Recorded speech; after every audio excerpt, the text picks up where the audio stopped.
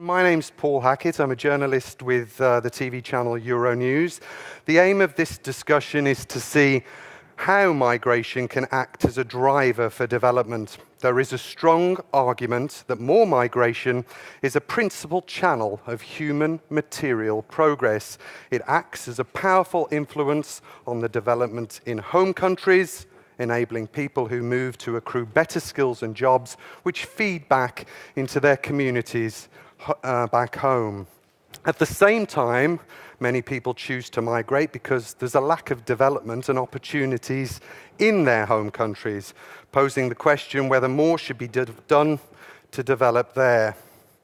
In an ideal world, cold economic logic would triumph, but as we all know, easing the movement of people across borders remains a political hot potato, especially at this moment in time. The backdrop to this discussion is that many rich countries here in Europe and elsewhere fear too many migrants and want to pull up the drawbridge and not let more people in. Dispelling fears of terrorism, a clash of cultures, and popular perceptions that the cost of immigration is too high are particularly challenging, especially in these times of economic difficulty and with lots of global conflicts taking place on Europe's doorstep. I will bring in our panel shortly, but first I would like to invite the Director General of DG Home at the European Commission, Matthias Rutter. He's kindly agreed to make an opening statement and a few words. Director General, the floor is yours.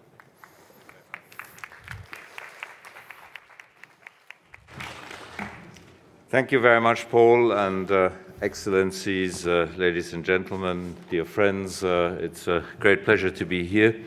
And to start off by emphasizing how delighted I am to see that migration, the topic of migration, is back on the agenda of the European Development Days.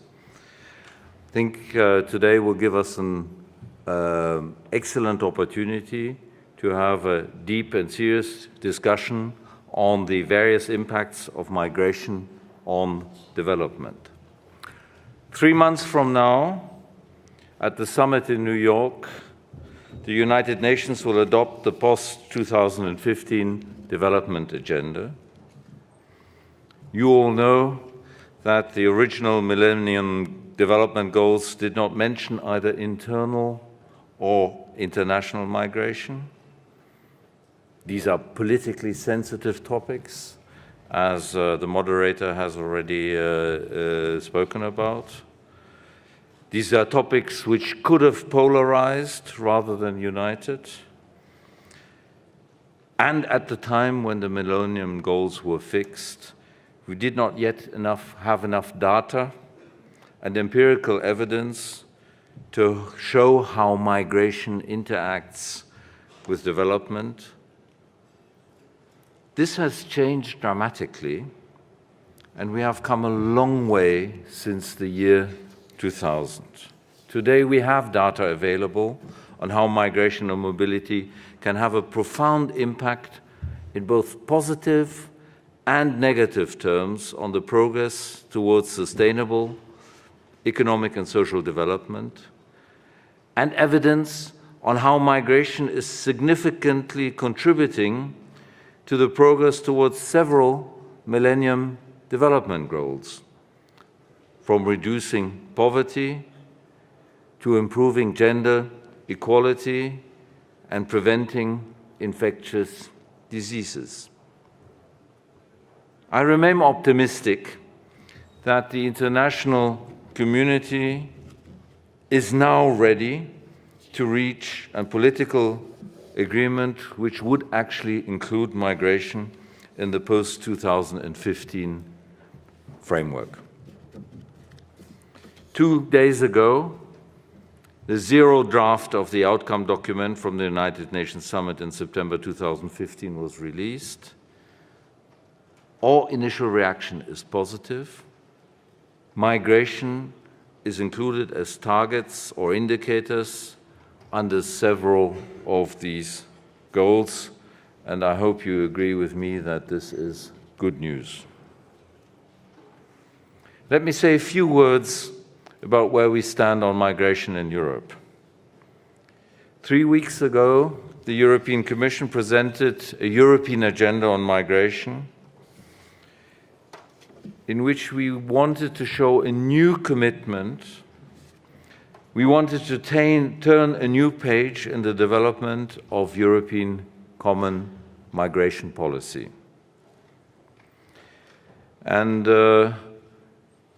if you actually read the documents rather than a lot of the press reports which have been focusing on one or two aspects of the migration agenda, you will actually see how much we have been trying to integrate and look at migration from countries of origin, through countries of transit, to the European Union, in a holistic way, looking at different policies, development policies, as much as policies that we can actually develop in the European Union.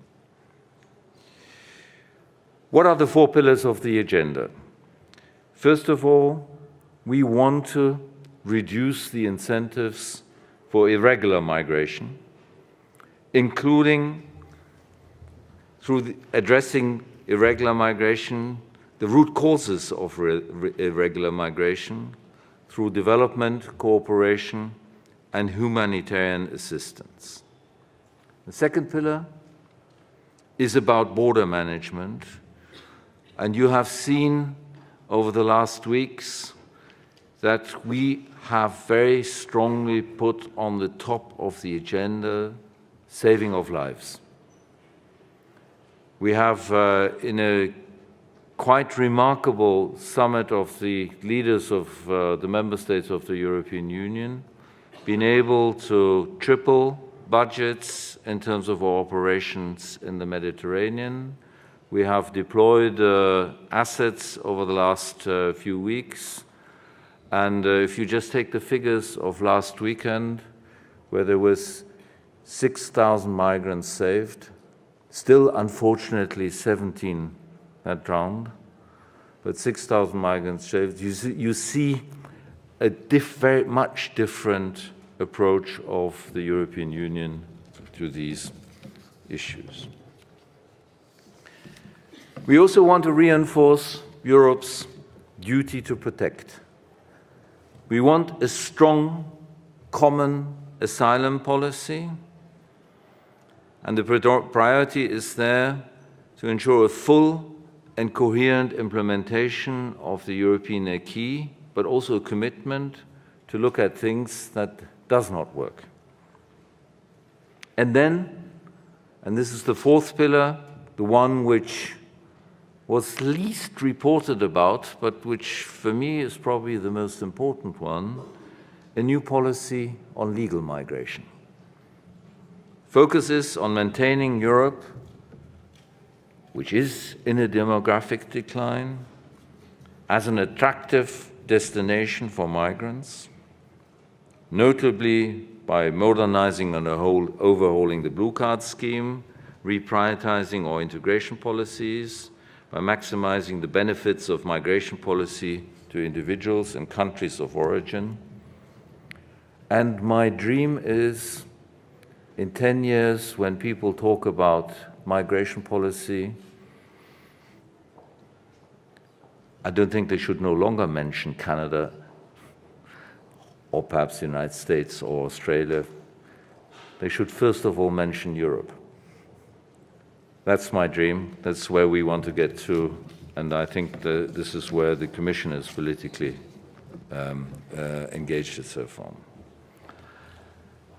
It is time now to act. We have set a strong framework on the agenda of migration. We will have a lot of difficult political discussions, but I can tell you that the fact that we recognize migration as a development enabler is one of the central themes of the agenda, and we think that development cooperation can make a substantial contribution to our goals. Firstly, by addressing political and economic and social instability Development cooperation contributes to addressing the root causes, helping to ensure that migration is a choice, and it should be a choice, rather than a necessity. Secondly, development cooperation can help partner countries to make their own migration management more effective, and in this way ensure that migration takes place in an orderly, safe, and regular manner. Thirdly, in order to be effective and ensure shared responsibilities, we must strengthen our partnership with countries most affected by today's migration challenges, and development cooperation again underpins and reinforces these partnerships. We all know that migration can have a detrimental effect on economic and social development. For example, children and families left behind may lack access to social support structures. If poorly managed, it can lead to the exploitation of individual migrants, especially through human trafficking and migrant smuggling, and also be a source for social tension and security. One of the issues we also mention in the European Agenda for Migration is the importance of remittance transfers. Remittances directly contribute to poverty reduction and promote access to essential services such as health and education. In some countries, remittances contribute to better school attendance, higher school enrollment rates, and additional years in school.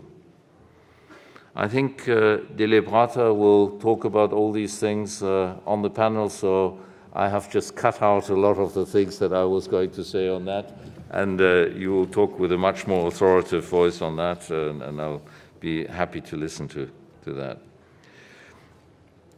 We underline only from a European perspective that the adoption by the co-legislators of the proposal of the EU Payment Services Directive would actually help to strengthen the regulatory environment for remittances. Another area where more can be done is to enhance an orderly inter-regional migration and mobility policy. We have a commitment to migration and mobility and our single area of free movement, where over 500 million of European citizens can travel, study, work, and reside. And this has proved an engine of development and a shock absorber in difficult economic times. We've come a long way, but we need to take additional steps to secure an increasingly integrated EU labor market, which corresponds to the increasingly integrated economies of the European Union. The European experience might be a good reference point for other countries around the world, and we stand ready to share our experience with interested countries and organizations, and we will, in any case, for example, make available at least 30 million to support partners with capacity building on effective management of labor migration, focusing on empowering migrant workers and tackling exploitation. And I'm quite sure that Laura Thompson will also have a lot of things to say on that because we work very often with her and her organization as a partner. We have also launched a 24 million initiative to support free movement in the economic community of the West African states as another example. If we want to unleash the potential of migration, we need to do our utmost to remove barriers for human mobility, which our societies and our economies, but also our culture, needs in order to flourish. We will continue as the European Commission to champion this position. Finally, let me stress one point of worry, and that is we need to ensure acceptable conditions for migrant workers and need to protect migrants from scrupulous businesses and recruitment agencies exploiting them.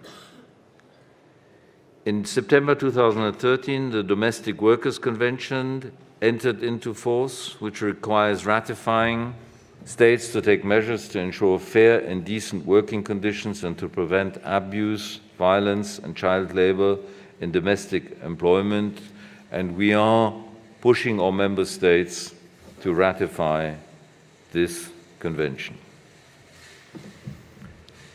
I work for a Greek commissioner,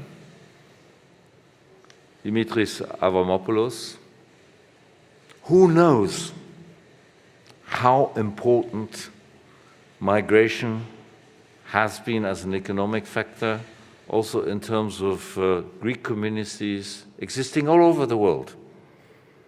And we, at the same time in Europe, and if you listen around to European friends and ask them who their grandmothers, great-grandmothers, grandfathers were, we have actually had a lot of migration in Europe, and we are a living proof of how greater mobility can contribute to the prosperity and growth.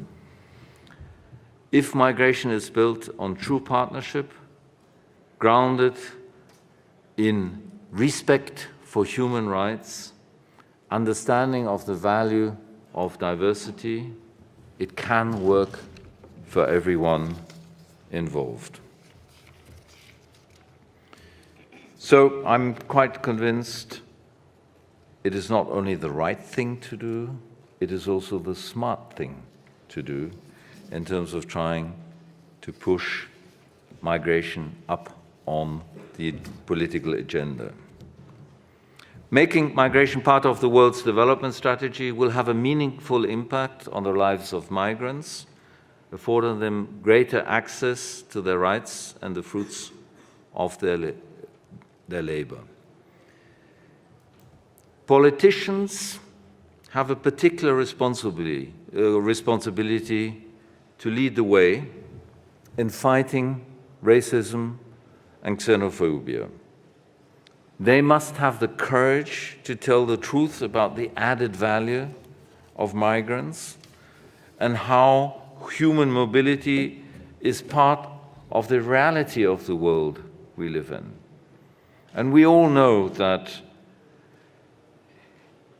in a private discussion, they would all admit it, and then they go on a rostrum and don't talk about it. Civil society representatives and academics need to dismantle some of the worst myths and show what role migration really plays. Business leaders must speak out about their labor needs and how economic growth depends in great measure on migrants. And we need media to give migration a human face to help move society away from stereotypes. This is also for the European Union, for the European Commission, a huge and unfinished task, but I'm very confident that in the last few months we have turned a page and we are at least prepared to willingly engage in this battle in a much different way than we did so before. So thank you very much for your attention.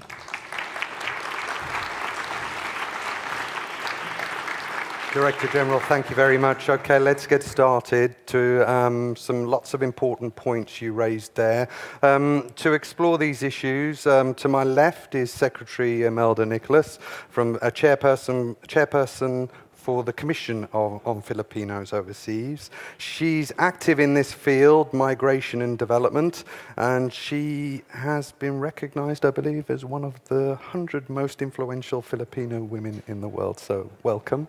Immediately next is Laura Thompson from the International Office for Migration, Ambassador Laura Thompson. She brings a wealth of experience to this discussion, so we're delighted that you could take part. Then we have Jibril Fall. I'm looking at Jibril's CV. There's too much to mention here. We could probably take up the whole discussion, but he is currently a director of GK Partners, a UK-based company that advises socially responsible businesses. Along with that, he has been a lecturer, a university lecturer for 20 years. Then we have Dilip Ratha from the World Bank. He's a specialist in migration and remittances. However, to just say that would do him a great disservice. To quote the New York Times, no one has done more than Dilip to make migration and its potential rewards a top of the agenda concern in the world's development ministries. Welcome to you. And finally, we have Biawi Abmu, originally from Cameroon. Biawi has experienced migration firsthand, having lived in Senegal, Canada, France, and Poland. In 2013, he helped set up a charity to promote migrant rights. So I hope we'll be able to get some of your personal experiences here. What I want to try and do is bring the audience in as well, as much as possible, because I think it's a very sort of controversial topic. I'm sure you have views on it as well, and how we can actually make migration a driver for development. So, Ambassador Thompson, I'd like to invite you to speak first. How do we unleash the potential of migration? How do we make it a driver for development? Yes, well, thank you very much. I'm very pleased to be really here. Mm-hmm.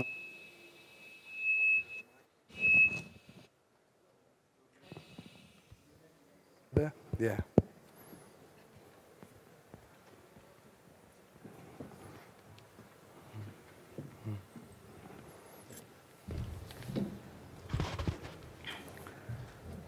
So thank you again. This works better. So I really think, the DG Home Affairs, my very good friend Matthias Rutte, give I think a very clear explanation on how we really try to incorporate and make as much as we can migration a really good experience from the economic point of view, but not only. I think today there is really no doubt about the significant contribution that migration does from one side to the economic development. First of all, the main element is that migrants have simultaneously two roles. In the countries of destination, they fill skill and labor structural gaps that local population don't want to take or don't have the skills to take, and as a result of that, they improve the development from one side. On the other side, and at the same time that they are doing this, they are also sending, particularly through remittances, but also in a broader way, a lot of support to the countries of origin where they are coming from and where their families are, and they contribute significantly in fulfilling some basic needs that not necessarily are fulfilled in those countries of origin, and I'm talking about food, I'm talking about health, education, housing, etc. So the mere fact that migrants are working in a place have already two very important economic effects in two societies. But they not only contribute to the economic development. First of all, they have a very important role, and Matthias Rutte talked a little bit about it, in boosting the economic and employment possibilities, because migrants are normally younger, particularly in countries where the population is decreasing, where the population is aging, and there is a longer life expectancy. It is extremely important, the work that migrants do and their families in order to improve the dependency rates of countries, of these countries, and also the sustainability and promote the sustainability of social protection systems. But migrants also have a very important role in innovation and research. And there are a lot of studies that show how much migrants collaborate in the creation of companies, new ideas, present patents in different countries. So there is a large amount of innovation and research that is made by migrants. So migrants should not be seen only as workers, and that is a very common I would say, misperception that we have. Migrants are also potential employers, are also entrepreneurs, very often more than the local population, and also investors, not only in the countries of destination, but also in the countries of origin. So I think this forum is important that we take a much broader look at than only economic development, on how migrants participate in development. It's not only economic development. I think we need to move this discussion a little bit forward and beyond the financial impacts that migration and migrants have into a more broader discussion about how cross-border flows affect ideas, knowledge, attitudes and behaviors of people and identities in the social, economic, and human development as well. So this is one part. A second element that I think is extremely important, and Matthias Rutte mentioned it, is as one of the major agenda items of the European, is facilitating legal channels and safe migration. Because really what happens before and during a migration journey has a very significant impact on the capacity of migrants to really contribute to and engage in the development of the societies of destination.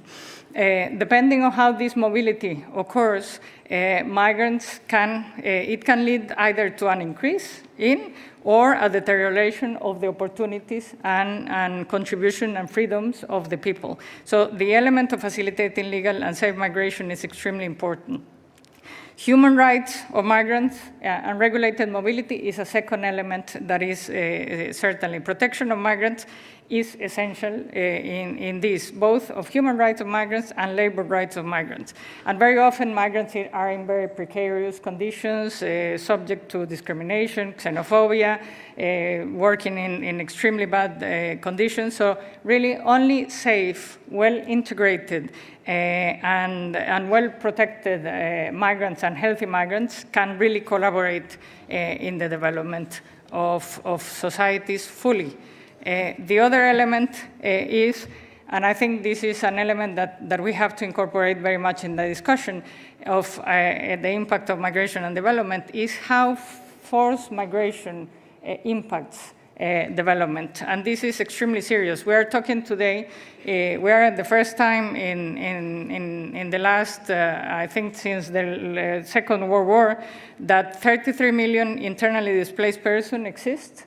There are 17 million refugees, so we have overcome the 50 million number of refugees and IDPs, but at the same time we have 22 million people that have been displaced only in 2013 for natural disasters. So this also has an extremely important impact in development, and so this displacement is not only a humanitarian issue. It has to be looked at also as a very important development issue that is going to have long-term challenges to development with profound economic, environmental, and security implications for the future. And we have to see how to respond to that forced migration as well. And to conclude, I think one important element is that the interlinkages between migration and development, as I started, I think they are really widely acknowledged, but they have been basically focused on how migration affects or impacts development. And the reality is that there has been not much done on how development affects migration. And I think this is an important thing that is missing in the broader debate and that we should also focus. The problem, part of the problem is that the migration policies and the development policies are developed by different people, by different entities within the government, by different constituencies, and as a result of that, very often they are not correlated. The discussions about migration and development are largely focused on the impacts of remittances, and Dilip is going certainly to talk about that, and that's why I think any of us will dare to talk about remittances, having you in the panel. But also is basically on brain drain, on diaspora engagement, in a series of areas, but we have not seen really, and there are no sufficient data, looking at how the improve of health, the improve of education, the improve of big infrastructure projects have an impact in the migration. Do they really make people stay? Because very often we assume that the fact that there is bigger migration, bigger development in a country will make that the people will stay there, which up to a certain point might be true. But also, is that completely true, that anybody else will leave? If that was the case, probably there will be no migration from Europe to other places, and there is a lot. There will be no migration from the US, Canada, and other places to third countries, and there is a lot. So the reality is that migration, the impact of development in migration is important also to look at and see how do we get the best of this correlation. But in short, I think it is quite important that we looked at the two items at the same time. I think I will stop there and then we will continue. Great. You raised a lot of points there, which I hope we will come to shortly, particularly the other way, like how development affects migration. Imelda Nicholas, yes. Yeah.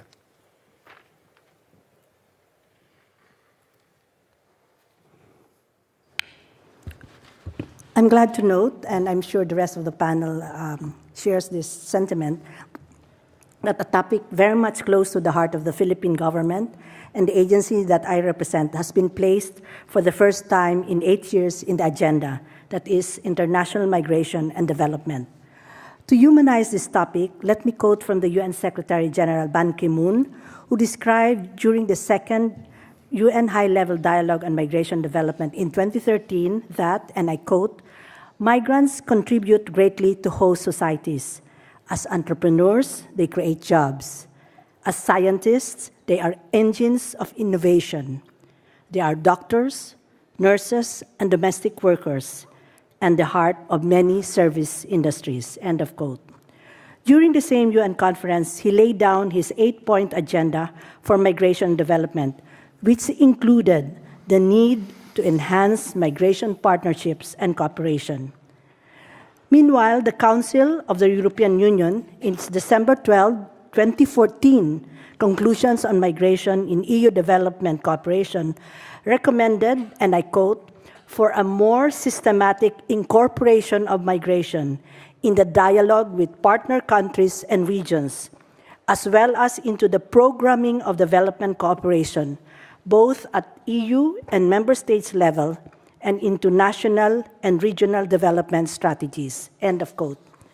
In the same meeting, the Council likewise reaffirmed, and the Director General said this, reaffirmed the EU's commitment to ensure safe, orderly, and regular migration with full respect for human rights, while acknowledging the urgency of facing up to the current challenges that arise from conflicts and crises in relation to migration and human mobility.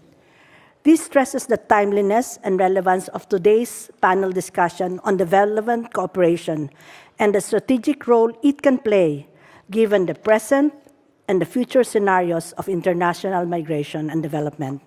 So let me briefly mention two of the areas where I believe development cooperation is most needed. The first one, of course, is on saving migrants' lives. IOM Director General William Lacey Swing has called the world's attention to the numerous crises in 2014 that contributed to a record level of 51 million displaced by violence, conflict, and disasters, the highest since World War II, and that international migrants are especially most vulnerable to be victims of this life-threatening crisis, with a dramatic increase in human trafficking, human smuggling, and illegal recruitment. It is imperative, therefore, that in order to save lives and protect those in need, especially women and children, immediate, coordinative, collaborative action is needed from all relevant parties: sending, receiving, and transit countries, development and humanitarian actors, civil society, private sector, local authorities, and international organizations. Therefore, it is with great relief that we read the European Commission's communication to the European Parliament and the European Council dated May 13, 2015. I urge everyone to read this. It's fresh off from the press. That, and I quote, "Europe cannot stand by while lives are being lost." It also said that the first part of its communication, titled "A European Agenda on Migration," quotes, and I quote, "responds to the need for swift and determined action in response to the human tragedy in the whole of Mediterranean." It likewise highlighted the consensus with the European Council and the European Parliament for rapid action to save lives and to step up the EU action. It added further that this swift response must serve as the blueprint for the EU's reaction to future crises.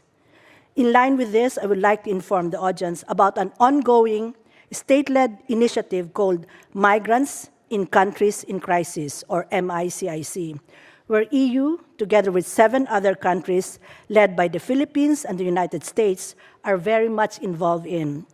This was launched right after the UN High-Level Dialogue on Migration, where the need for an initiative to address the impact of crisis situations on migrants was pointed out by the UN Secretary General himself.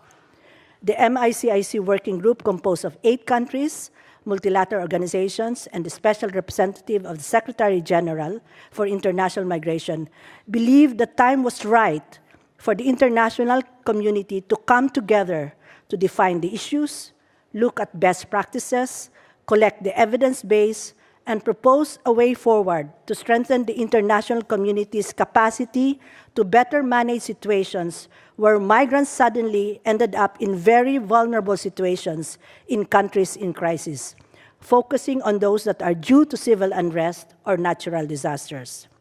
With the goals and objectives of the MICIC initiative in mind, EU proposed last year to fund 6 targeted regional consultations on MICIC, organized outside the framework of the existing regional processes. These consultations are now going on, constantly echoing MICIC's call to save lives, to increase protection, to decrease vulnerability, to improve responses. My second point is on the post-2015 development agenda with migration-related goals. Again, the Director General mentioned this. And one of the questions that will be asked during this panel is, to what extent have migration and mobility contributed to the realization of the Millennium Development Goals? Instead of replying to that question, I prefer to zero in what is now being called the Sustainable Development Goals, or SDG, the world's post-2015 development agenda, which will be approved by the UN General Assembly in September this year. Again, the DG mentioned this, but sharing with you the good news that SDGs contain migration-related provisions that were completely ignored or absent in the MDGs. I therefore propose that development cooperation and assistance, even now, be designed and directed towards the implementation of these migration-related goals. Let me name some of those. Goal 8.8, protect labor rights and promote safe and secure working environments of all workers, including migrant workers, particularly women migrants. Goal 10.7, facilitate orderly, safe, regular and responsible migration and mobility of people, including through implementation of planned and well-managed migration policy. Goal 10C, by 2013, reduced to less than 3% the transaction cost of migrants' remittances. And finally, Goal 17.18, by 2020, enhance capacity building support to developing countries to increase significantly the availability of high quality, timely, and reliable data disaggregated by income, gender, age, race, ethnicity, migratory status, and other characteristics relevant in national context. Achieving these goals by 2030 would depend a lot on a well-thought-out, well-designed, needs and evidence-based development assistance and cooperation, starting with establishment of appropriate indicators, measurements of performance and evaluation mechanisms for these specific goals, and technical assistance to meet these goals, keeping in mind the dynamic changes that are occurring in the character, complexity, and size of international migration, and the country's varying demographics, not to mention the socio-economic political upheavals happening in different parts of the globe. Thank you for your kind attention. Imelda, thank you. Right, time is already against us. I mean, you mentioned some points there, how to create safe legal routes for migrants and trying to also make migration a choice rather than a necessity. Jibril, could you be brief, because time's against us? Just a few comments, really, on for this. The question we seem to be asked is, can migration be an enabler for development? Yeah, exactly. I am troubled by that, because why is it still a question? At the inaugural European Development Days in 2006, I was on a panel with Laura's predecessor, Madam Joronjai, and others on migration and governance. It is 21 years since the United Nations Conference on Population and Development in Cairo convened and for the first time formally made the nexus between migration and development. It is over 40 years since the economist J.K. Galbraith made the case of migration as the oldest and amongst the surest routes out of poverty. It is a period during which we have seen two United Nations high-level dialogues on migration and development. We have seen this year Turkey hosting the 8th Global Forum on Migration and Development. It is not a question anymore. It's not only fact, it is policy. Okay. It is policy for many international institutions. We've had reference to the 8-point plan of the UN Secretary General at the last high-level dialogue in 2013, where I had the privilege to be one of the people who made the opening statements. It is in the policy of the European Union, restated as recently as the 13th of May in the European Agenda on Migration. Today, as we speak, over 100 countries across the world have ministries for diaspora development or units or other forms of institution. The reason why we still feel the urge to put it as a question is because we cannot very well differentiate between what the public is interested in and the public interest. The public, what they're interested in is usually of not very different from what is in the interest of the public. And the media and many others are not talking necessarily about the public interest, but the things that the public are interested in. There are still also a number of cynics and skeptics who question, but what we need to ask ourselves is this: is our time better spent reopening the debate to make a case? I would say no, it's a waste of our time. Our time is better spent focusing on implementing the policy. And because it is policy made by humans, albeit amongst the brightest people, but it is bound to have fault. So we focus on implementation and improvement. And the EU asks a question: What can we do within development cooperation to enhance? That is not to make migration to be an enabler, but to enhance it. And I'll give one or two illustrative examples. One is the most recent policy position, as the Director General Matthias tells us, about reducing the infrastructure for irregular migration, as an example. Absolutely, everybody with a strategic output would support that. But you would see in there, for example, now, significant reference about the support of Frontex in sending countries on migration control and border management. I would say from development cooperation, the EU do not support the Ministry of Interior in Mali, support the Ministry of Employment and Trade, so that people choose not to come out rather than barriers be put to make sure they don't get in. In Europe here, I am now the interim director of the African Europe Development Platform, supported by the EU and the Swiss Agency for Development and Cooperation. The new funding regime, for example, as the EC knows, our friends, we gossip about you, about how bureaucratic and sometimes ineffective your systems are. One of it is the funding regime is rigged to the advantage of structured and bigger organizations. Many diaspora organizations do not fit in there. So what we say to you, we understand your problem. You cannot deal with hundreds of small grants, fair, but you also can definitely not just deal with few big applicants. So you have to bring in the element of an intermediary.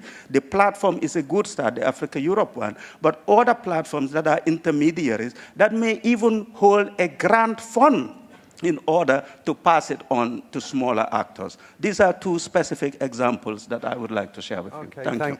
Thanks, that's great. I just want to come back to you before I go to, Jibril, before I go to Dilip. There's a question from the audience, and you kind of raised it here. I'd like Jibril to just come back on this.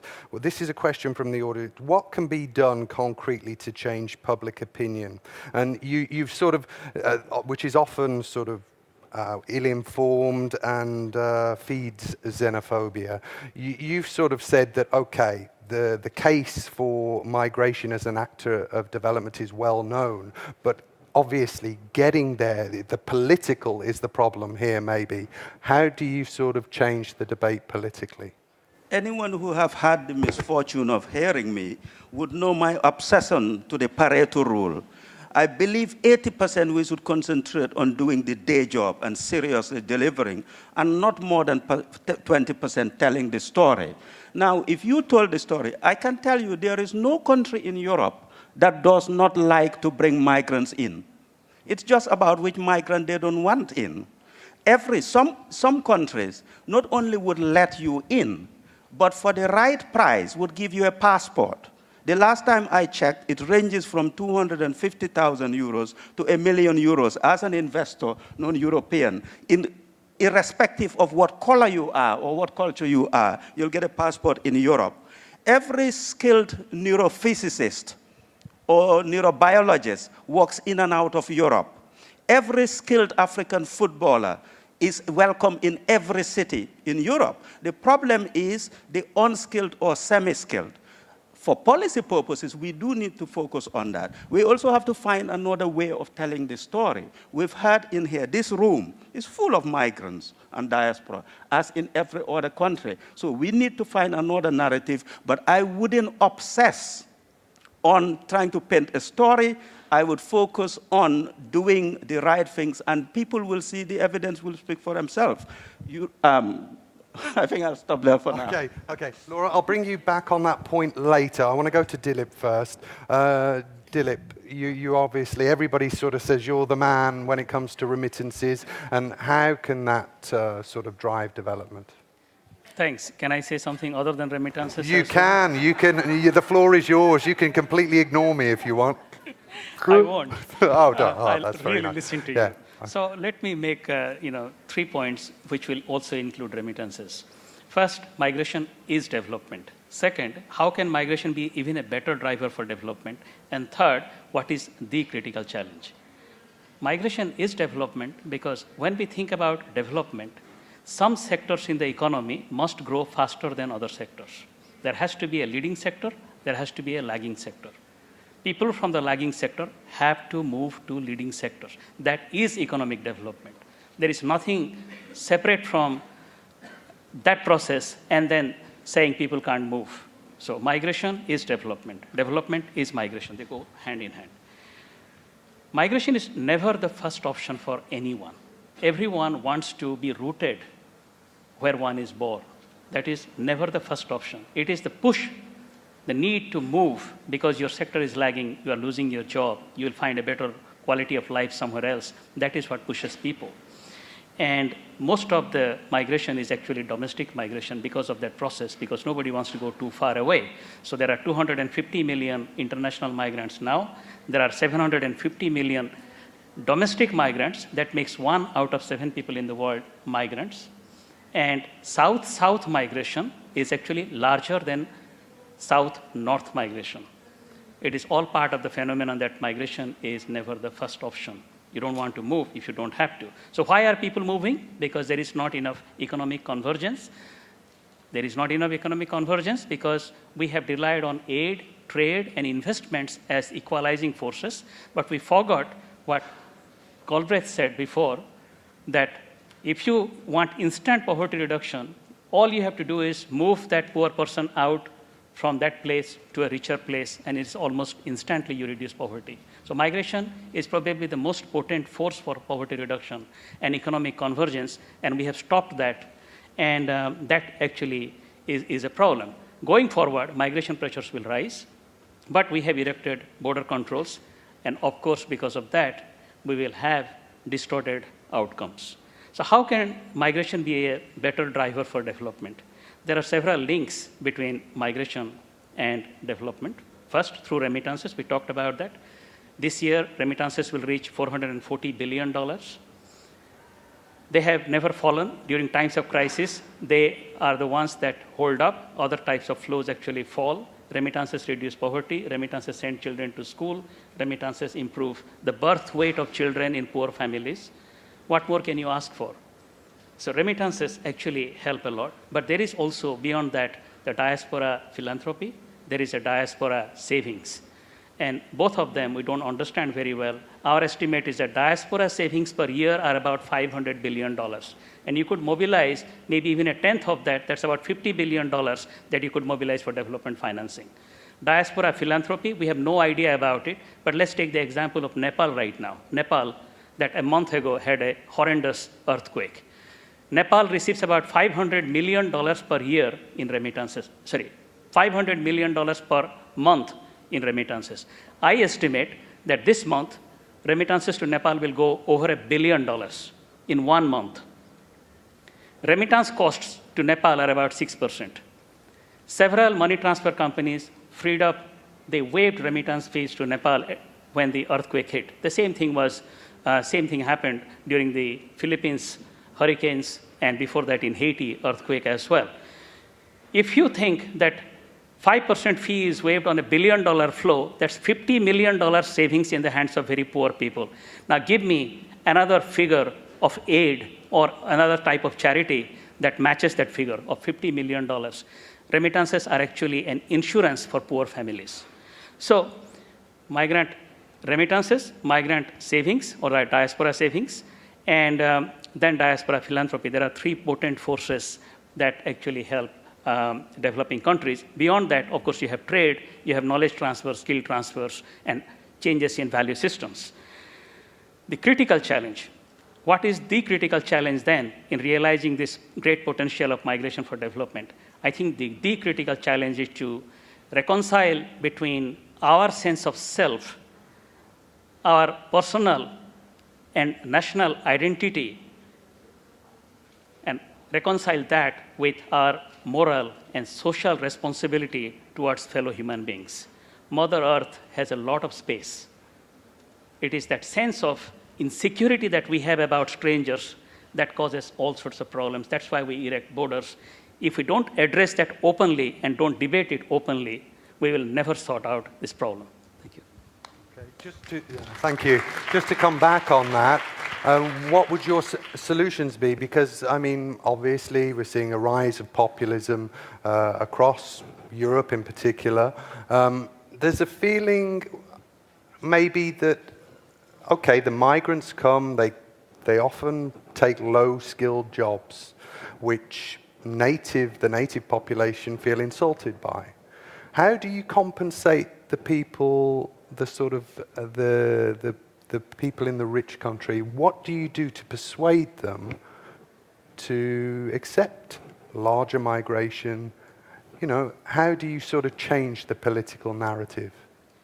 I think that problem, whenever there is change, again, let's think about the development process that I talked about, the leading sectors and the lagging sectors. Already, people in the lagging sectors are feeling the pinch, and their jobs are lost. They are losing their jobs.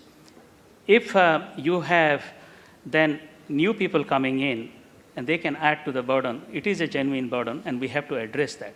But how do we sustainably address that by not thinking about a quick fix, like for 10 years or 15 years, I'll give them social security, unemployment benefits. That is actually a quick fix, and it's not going to solve the problem, because the economy is dynamic. So we have to invest in those people. We have to first recognize there is a problem. But then when we are thinking about letting in other people, let's think about from the employer's point of view.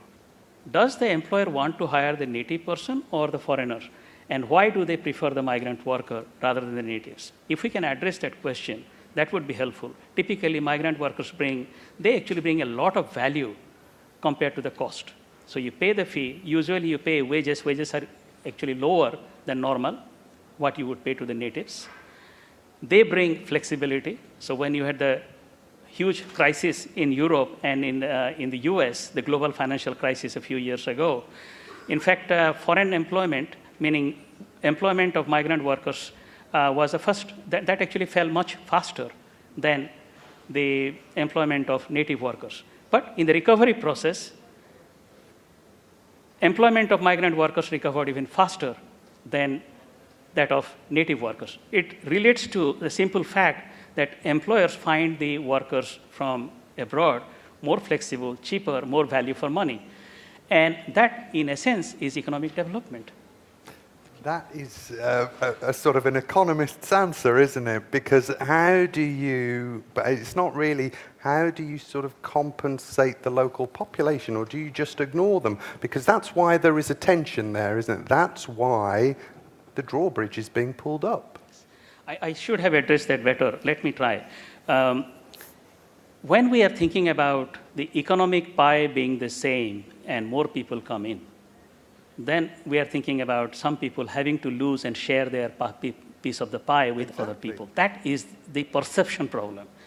The interesting problem is, as Laura pointed out, you know, if you look at the number of patents in the US, patent rights, you know, the new patents, entrepreneurship, migrants actually are, they dominate the creativity part, the innovation part, the employment generation part.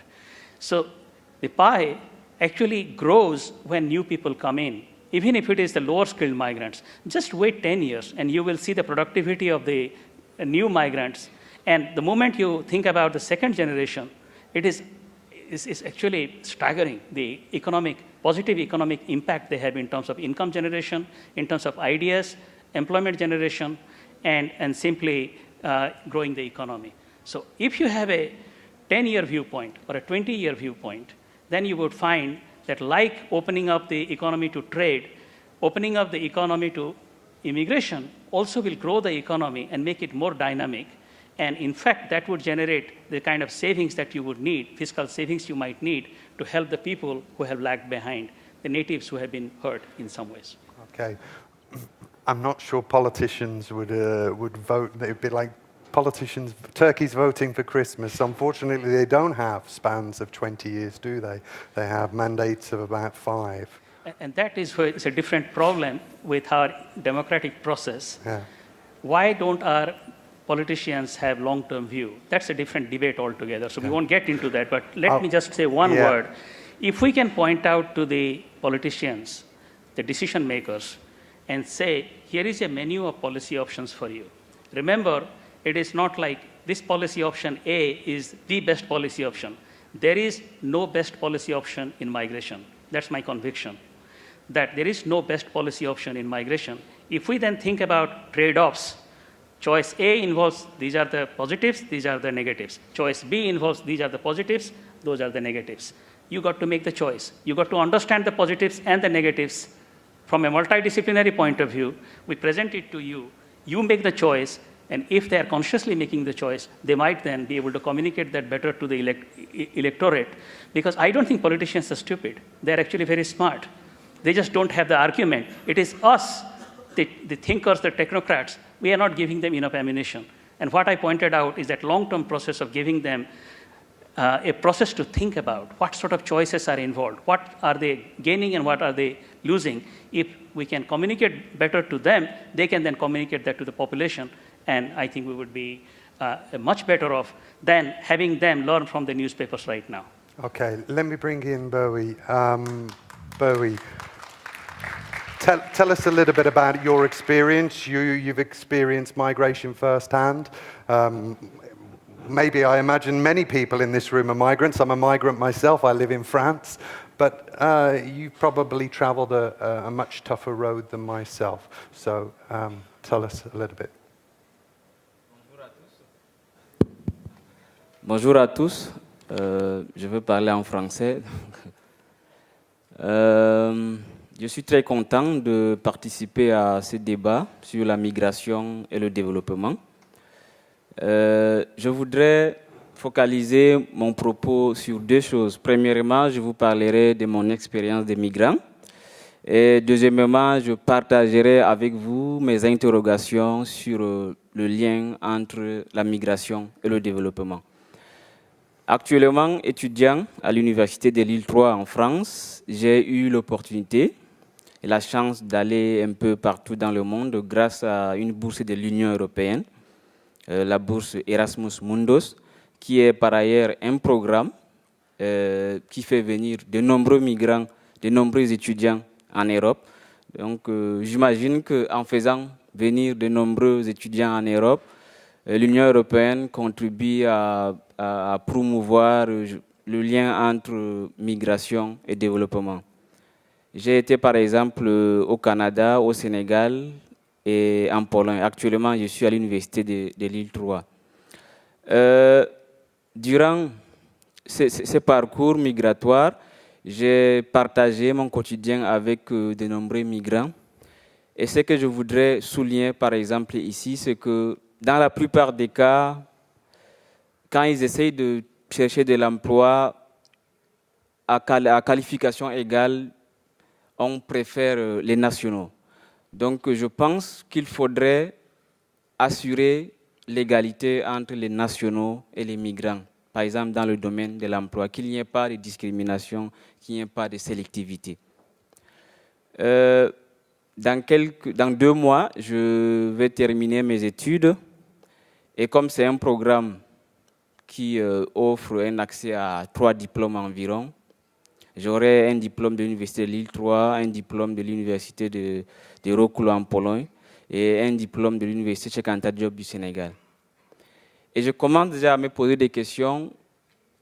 Je ne sais pas si ce diplôme ou ce programme pourra être reconnu dans mon pays d'origine, qui est le Cameroun.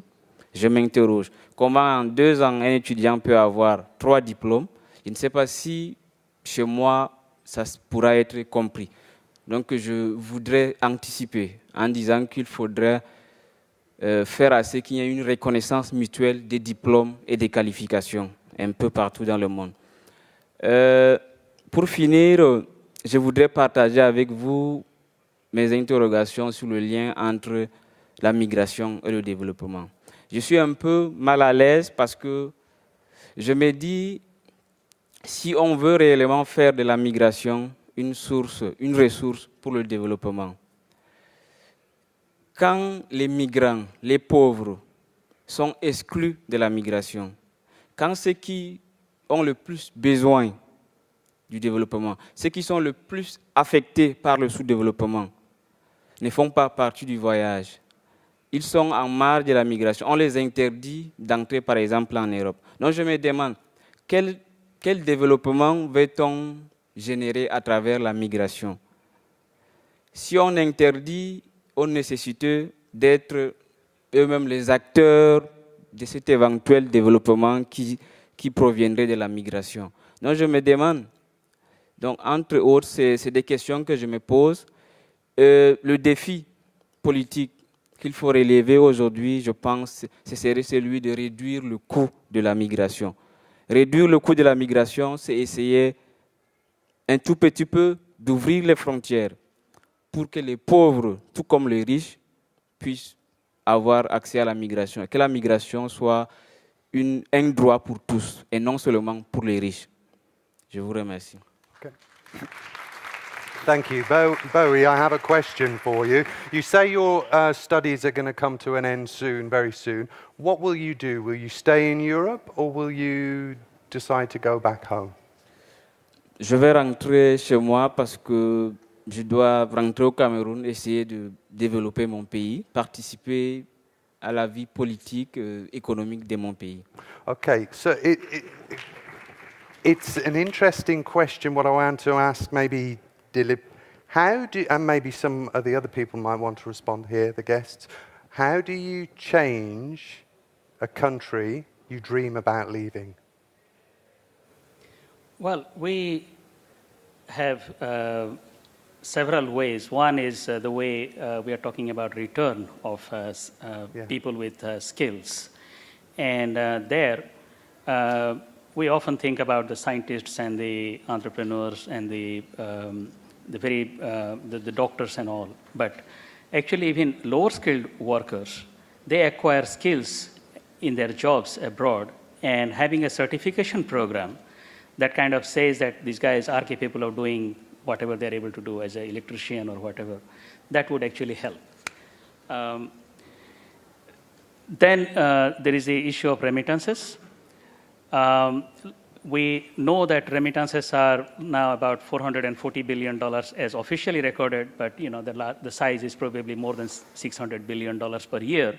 And the cost of sending money is still about 8% now. 8%. There's a question from the audience here. How do you reduce the cost of money transfers? Yes, this is directly related to that. So, if we are able to reduce that cost from 8% to, let's say, even 3%, or eliminate it altogether, which is technologically feasible.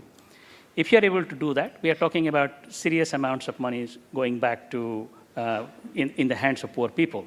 And that can then be translated into development efforts back home. How can we reduce costs? I think we have to recognize that small remittances are not money laundering. That is the problem, nothing else. Okay. The others are technological solution. The other day, somebody sent me $2 worth of Kenyan shillings, and I received it in 1 minute, actually in 1 second, and she paid only 1 penny. I sent it back to her, $1.99 to Kenya, and it cost me 1 penny more. She received $1.98, and the whole transaction was done in 20 minutes. So it is mainly the money laundering regulation that is preventing the entry and scaling up of such technological solutions in the remittance sphere. So that is how you can reduce remittance costs. So beyond sort of return migration and then facilitating remittances, mobilization of diaspora savings through, let's say, diaspora bonds could be a very potent way of financing development efforts very directly, like building bullet trains, even hydropower projects, roads, airports, and community development projects. And then the issue of mobilizing diaspora philanthropy. We have no idea of what is the size of diaspora philanthropy. In the case of countries like Nepal, we have a sense now.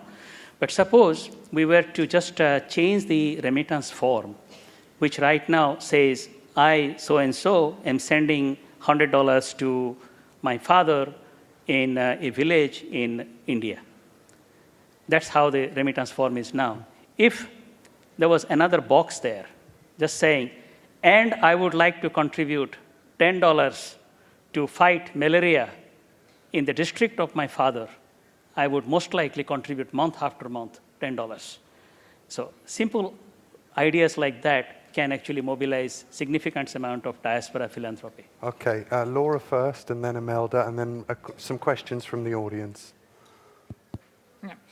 Well, two things I think are extremely important. On reducing the cost of remittances, there is a lot of efforts that are going on now in that sense by different people. But one first element is competition.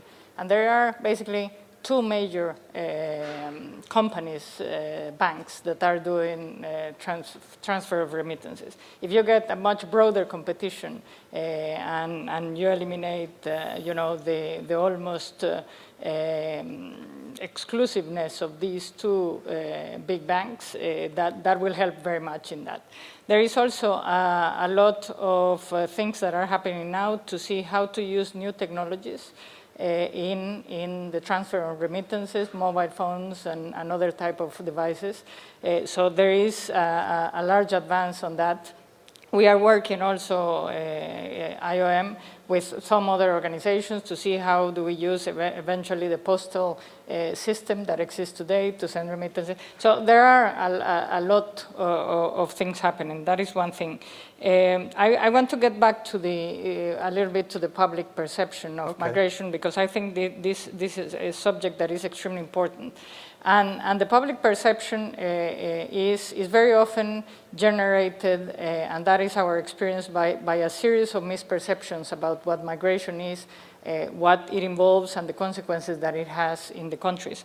And I think and what we have been trying to look at is the possibility of engaging with the media in a different type of discussion. Because if you turn on the television today, what you get is the situation in the Mediterranean, for example. You see the situation in Asia, and you see a series of migrants that are moving in irregular conditions, in terrible conditions. Everybody's seeing it as a terrible crisis. If you ask the people in Europe, they will tell you, everybody wants to come to Europe. In Africa, people are waiting in the border just to jump into a boat and cross over. And those are all misperceptions. The reality is that migration is much broader than that, and has a lot more of positive elements. People believe that the irregular migrants are those that are passing by the Mediterranean. In reality, the majority of irregular migrants in Europe are people that enter regularly to Europe and are overstaying without a visa. So, working on the misperceptions, how much migrants indeed contribute to the economy, how much migrants contribute to the innovation, how many companies are created by migrants, how many patents are presented by migrants. And the US has a lot of data about that. Europe has much less. Now, how do you do that in a way? I think one of our mistakes has been that we have focused all our information campaigns about migration to prevent irregular migration in countries of origin, and we have been doing extremely limited information campaigns about what migration is in reality in destination countries. And I think this is an important element, because part of the problem, and Matthias Rutte talked about that at the beginning, is how do you give politicians the tools to have the courage to make positive discussions about migration and policies about migration. And I think this is exactly what we are missing. The economic argument of migration is well done in academic circles, in this type of discussions, but never on the public. And the media has never engaged into a serious economic presentation. Could you give some concrete examples of what could change, what would immediately change this sort of political context? Is there anything that you could point to for example, that would change this perception? When we have done studies about questions to the public about how much, if they think that there is a lot of migration in their country, the first response of the public is, yes, there is a lot. When we tell them, well, you know that this is the real amount of migrants that exist in your country, immediately they are like, if it's that, it's not a lot. So you see what I mean? I do, but is it a problem with the way governments have managed this? Because, for example, migrants tend, for example, I can use my own example in the UK, migrants tend to sort of head to certain cities, certain areas, and this, you know, it doesn't seem to be managed well by governments. They, you know, it goes to areas that you find that in certain parts of certain cities, there are real tensions. Yeah. How do you address that? Is there something effective that governments could do overnight that would change this? I don't know. I don't think that overnight you can do anything No, that will but I change mean, there the might whole be culture. something Yeah. to reduce these tensions, to change the political debate. Yeah, well, I think particularly in Europe, there has been societies that are very homogeneous societies in the past and that have become a much more multi-ethnic societies currently. This is an important problem, but you see countries like Canada or the US where you have eventually much less tensions and much less from this perspective. I'm not saying that it's a perfect, but it's a process of learning how to live in more multi-ethnic societies. Okay, I'd like to bring the audience in here. Imelda, we've got 10 minutes left. Maybe you can answer one of the questions. Yeah, I see a hand over there. I don't know, I can't, the person over there. I can't see if it's a man or a woman. Thank you. Yeah. My name is Aichiro Yamamoto. I'm a representative of JICA to the European Union. JICA is the Japanese International Development Agency. Okay, quickly your question, yes. please. I'm a little bit conservative aid worker, so I'm skeptical about the linkage between development and migration. Africa, for example, is suffering from so many diseases, HIV/AIDS, Ebola, and malaria. And what happens? African doctors and nurses find nice jobs in hospitals in London, Paris, Brussels.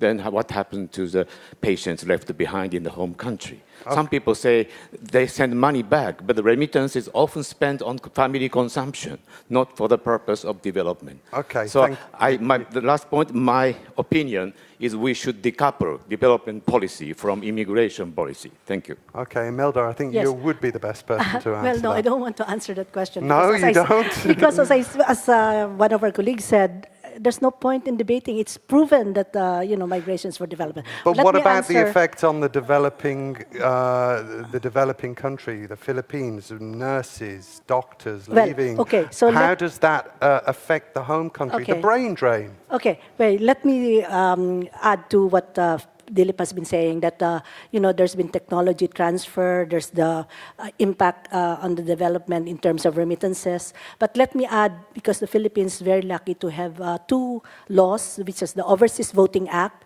and the Dual Citizenship Act. So on the political side, there's also an impact of our diaspora. They're able to influence, at least there's the potential to influence our national election in terms of good governance, in terms of, so politically, there's also a development impact of our diaspora, overseas 10.2 million overseas Filipinos. That's on the political side. Yeah, but how do you fill the void left by people who leave? In terms of brain drain, it's not been proven definitely that there's a brain drain. It's what we call de-skilling. It's more the de-skilling that is more definite. That means most of our migrants, especially overseas Filipino workers, are college students, are college graduates. So, but they accept jobs that are lower than their educational attainment. So that's in a way, the brain, not brain drain, but more the brain loss. So, I'm not sure you want to answer my question. Yes, I won't. Jibril, you want to say something? 15 years ago, a high number of Ghanaian doctors trained for and paid for by Ghana would live and work in the United Kingdom.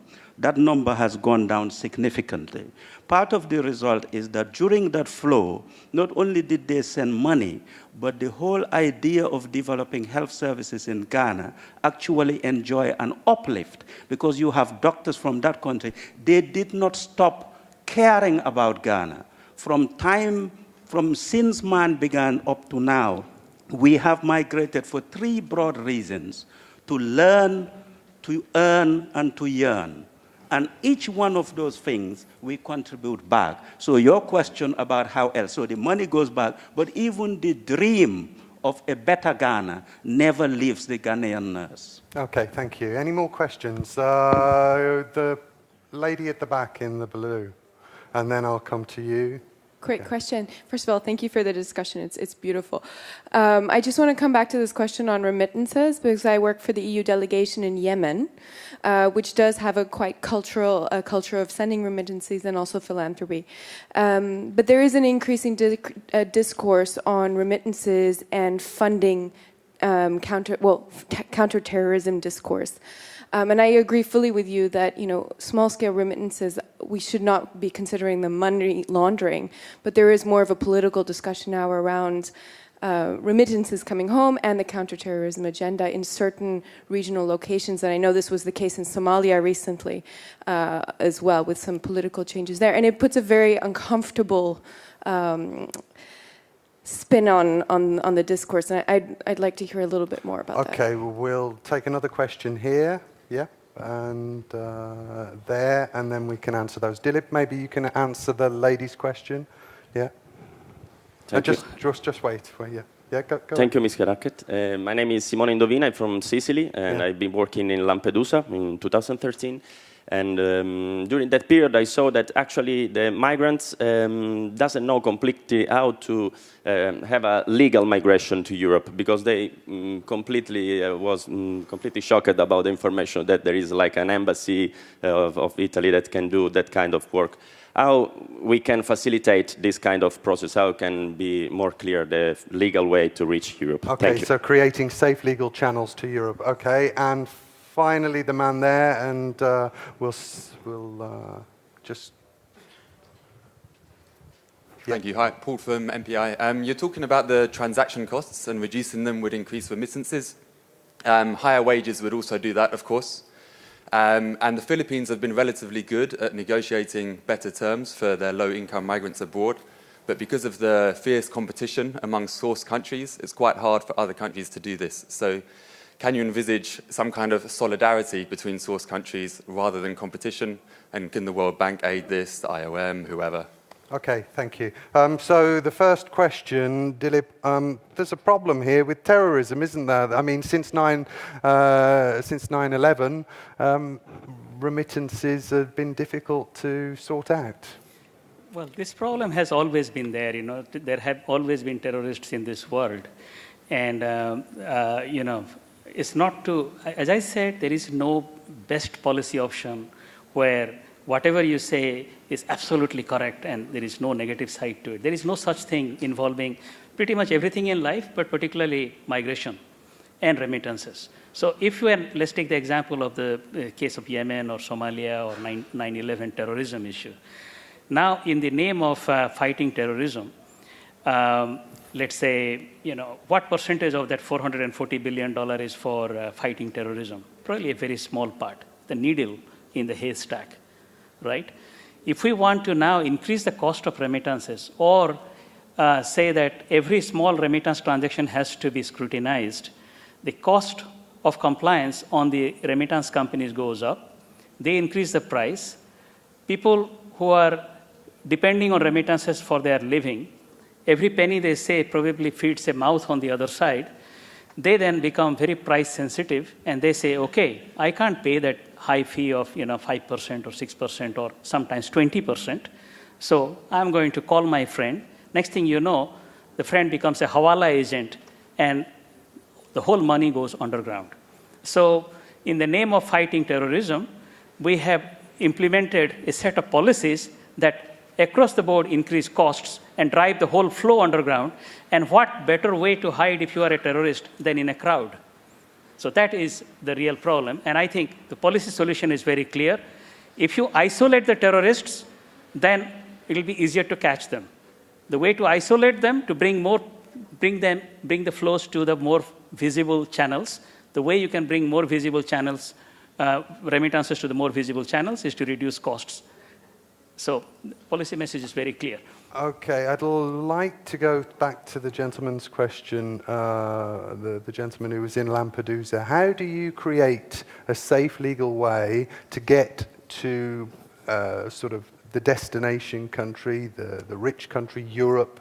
How do you create those safe legal channels? How do you make migration a matter of choice rather than necessity, which is something that we've mentioned? We have about 5 minutes left. We started late, so we can go over a little bit, I think. But who wants to address that? Laura? Yeah? Yeah, well, first of all, I think that is a very important problem, and it is indeed a reality. What we are trying to do is create a series of mechanisms in some of the key places, and we are starting with a pilot project. Is that happening here in Europe? In Niger, is better. Yeah. Because in Europe, they are already here. So we are creating a pilot project in Niger through a mechanism that is going to be looking at informing what are the legal channels. But the gentleman was working in Lampedusa, so maybe you should address that. No, because what he wants is how the people cannot get to Lampedusa through a boat and know that there is a legal channel to come to Lampedusa. And that is it. Basically, we are working, but we need, in order to do that, we need legal channels available from the European Union to get into the European Union. Once you get the legal channels available, more than they are today, immediately you can develop a series of mechanisms that can help inform people that are moving away and moving up. And I'm talking about Niger, and that's why we selected Niger, because 120,000 people pass through Niger to come to Europe. Okay. So basically, if you catch them there, and you find their vulnerabilities, you explain to them what the legal channels are, and you tell them also what the risks of irregular migration are and the crossing the Mediterranean are, then you have an advantage. And I'm not saying that you will deter everybody from moving, but you have created a much better knowledge of what there is. But if we don't have regular channels to enter, then you cannot do anything. Jibril, first thing you, Imelda. In the European Union here, the policy allows for legal migration. It's called the Blue Card Scheme, and that is for highly skilled people. Right now, as we speak, the EU is pushing for more member states to adopt it and to expand the numbers to come through it. There's also what are called mobility partnerships, which are agreed between individual nation states in Europe and partners. So you have it in Moldova, in Cape Verde, and many other countries. There is the discussion that it needs to be extended. The hesitation is the query you've been raising as to, do those countries want a huge number of migrants coming? It depends who the migrants are. The countries that seem to be very xenophobic, still, they don't want to get rid of the Ghanaian nurses, because the Ghanaian nurses are looking after them. In the United Kingdom, 10 years ago, we had hundreds of thousands of Poles come in from Poland, and we were worried about them. Then we discovered that they are the best people to do your house maintenance. When they started leaving, going back to Poland, we started querying again. What's happening? They came and are doing the work, now they're leaving us. So it's about when they come in for the story to be told. What is it are they doing? We see it in African footballers. When they started coming, there was lots of racist chants. Now there are still racist chants, but the difficulty is the success of your team depends on this Cameroonian guy. So what are you going to do? So that is the story, I think, in the media we need to tell, although the media will always be interested in that element of triviality. In fact, in the story of migration, there is good triviality to give to the media. The Polish example is quite interesting. In fact, you're saying that liberalization and more sort of freedom of movement actually encourages people to come and go. Yes. Because of economic reasons. Imelda? Yes. Maybe you could address the gentleman's question there. Sorry, I'm putting you on the spot again, aren't I? About remittance solidarity. Okay, but I think I'd like to share our experience to the Philippines in terms of information giving to our communities. Our agency does what we call community education program for 20 provinces out of 80 provinces every year, where we tell them the benefits and the costs of migration, and they could ask us specific questions on the countries where they may want to go. So that's information. Second, we also have pre-departure orientation seminar. Those are about to leave, whether they're migrant workers or permanent migrants. The Department of Labor does the temporary workers. We do the permanent migrants. Again, information. Again, and usually country-specific information. The third, of course, is what we call pre-employment orientation seminar. This one is done by the Department of Labor, again, to tell them, all the pitfalls of migration.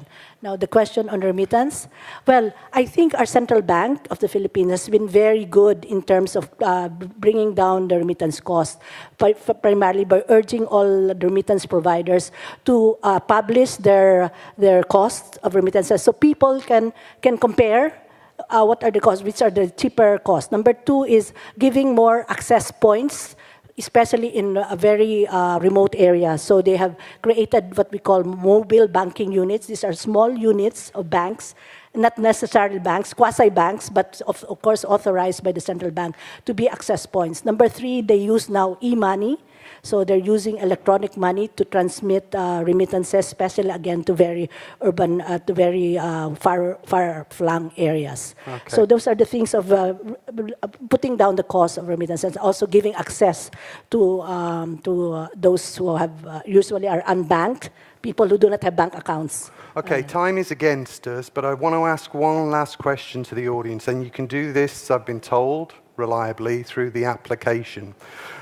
If you go to the main menu on the application, you will find word cloud. And what I want from you is to say in one word what migration means to you. So, I don't know, maybe it should appear on there. Might seem crazy what I'm about to say. 32 seconds. Opportunity.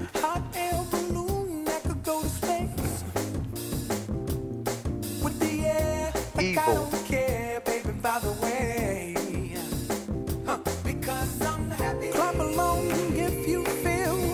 Choice.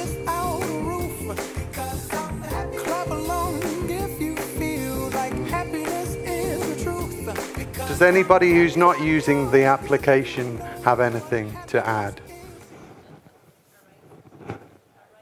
All right. Okay, that's it. Okay, I think time's against us. So I'm afraid we'll have to end it there. Thank you all so much for taking part in this debate. Thank you to the audience as well. I know we could have talked about this a lot more. There was so many things we could discuss which we didn't, but thank you.